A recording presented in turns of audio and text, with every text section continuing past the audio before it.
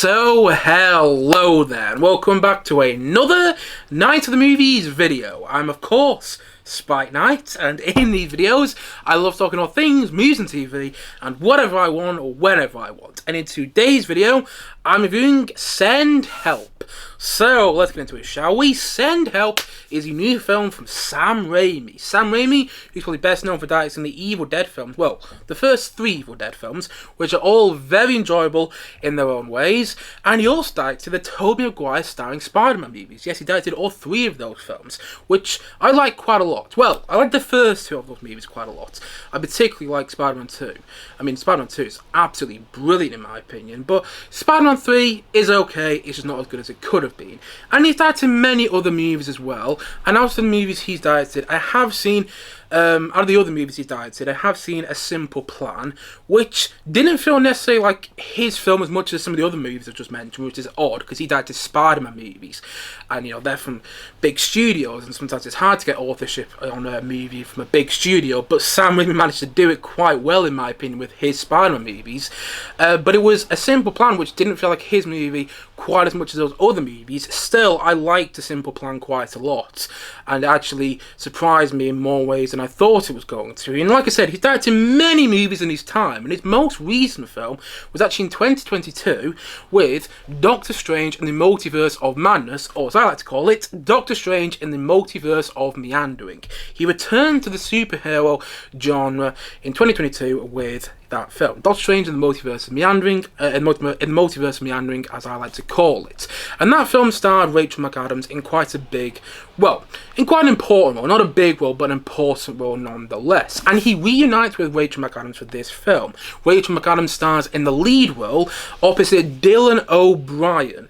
Yes, this film mostly consists of them two together on screen, and the Google plot synopsis for the film goes as follows: a woman and her overbearing boss become stranded on a deserted island after a plane crash. They must overcome past grievances and work together to survive, but ultimately it's a battle of wills and wits to make it out alive. And that's pretty much everything, you know, everything you need to know about the film before seeing it. And honestly, I really enjoyed this film.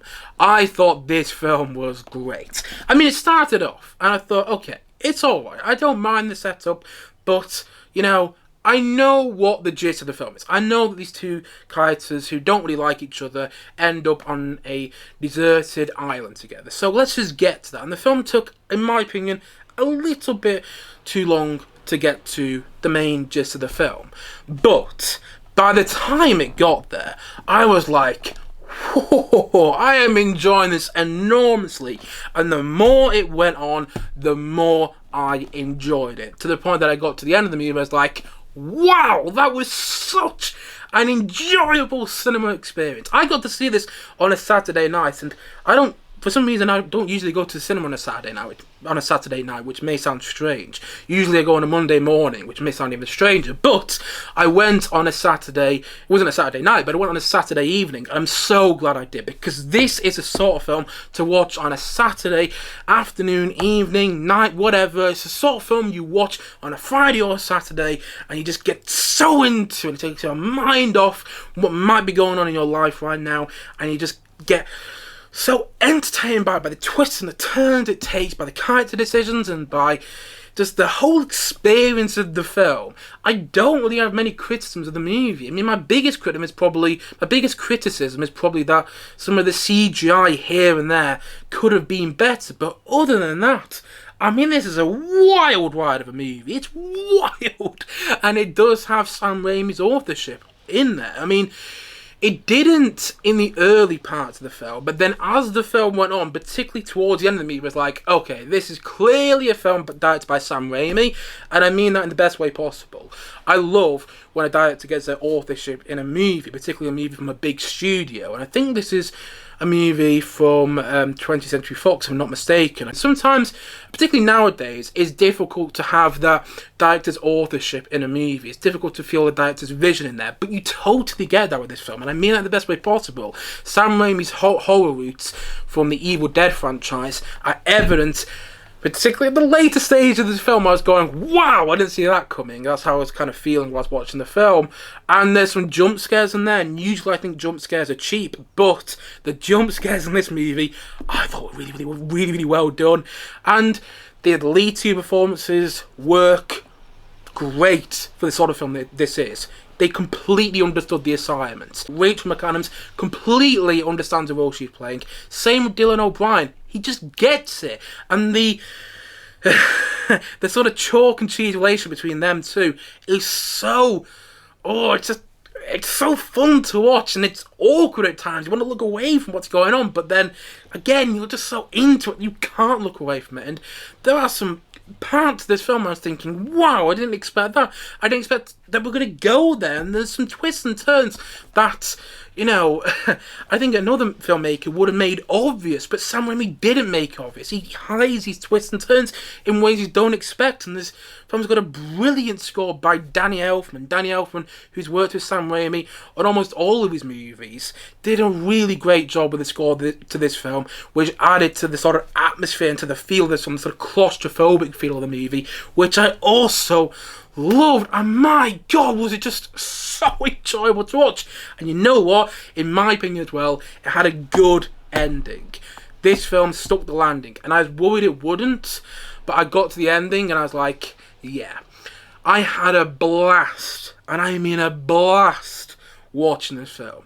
I also loved the way it was shot, because actually a lot of this film looked like it was shot on location, which I do think makes a difference. I totally bought into the whole setup, and I totally bought into the, you know, the setting of the film as a whole.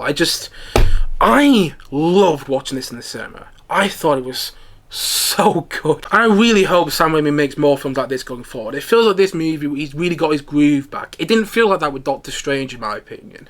I didn't hate that movie, but I just felt there was a lot of missed opportunities in it. Whilst with this movie, it feels like all the opportunities are, you know, fulfilled upon. You know what I mean? It feels like all the opportunities aren't missed. It doesn't feel like there's any missed opportunities, in other words. It feels like everything works the way it wants to when it comes to this film, and you know, it's kind of going on to these different genres at points as well. It's borrowing from these other classic movies, like there's a bit of Castaway in there, the Tom Hanks film. There's a bit of Misery in there, the film by the late great Rob Reiner, and there's a bit of Lord of the Flies in there, which is obviously a very famous story. But it also feels like its own beast. And I just love that about it. And when I say it feels like its own beast, I mean that. I mean it really feels like its own beast. I had a blast watching this movie. It's gory, it's entertaining, it's thrilling, it's funny, it's exciting, and it takes some twists you will not see coming. I heard that this film had quite a twisty nature to it before I saw it. And I was like, I was sitting in the cinema trying to guess the twists.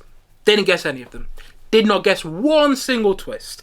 Maybe that's because I'm dumb, but I love that about it. I love that I did not see the twist coming either. Yes, I thought this was a raucously enjoyable film.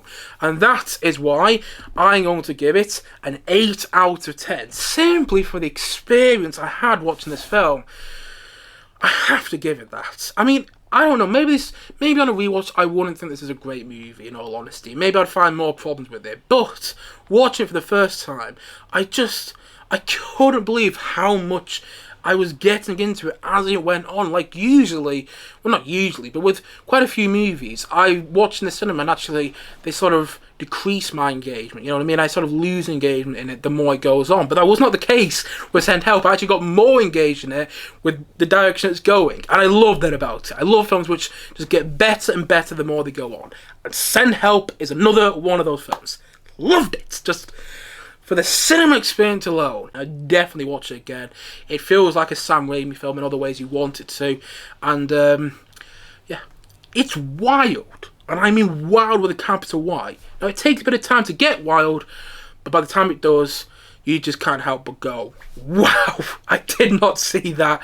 And, I did not see that coming, and I loved that about this film. Yeah, I found it to be raucously enjoyable. And, I'm so glad I did. what a fun movie to watch at the cinema. What a fun and exciting and original movie as well. It's original. There's something that you don't always get with big movies nowadays, but this feels like it's, you know, it's got this burning originality about it too, which makes it all the more entertaining to watch. I thought it was great. And so, all in all, as I've already said, and as I'm going to say once more in today's video, Send Help is an 8 out of 10 from me.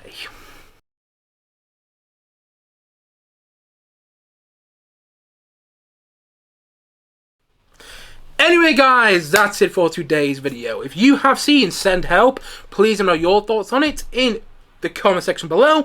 And as always, thanks for watching this video today. And if you haven't yet, please click down below and like and subscribe on this video, if you enjoyed the video of course.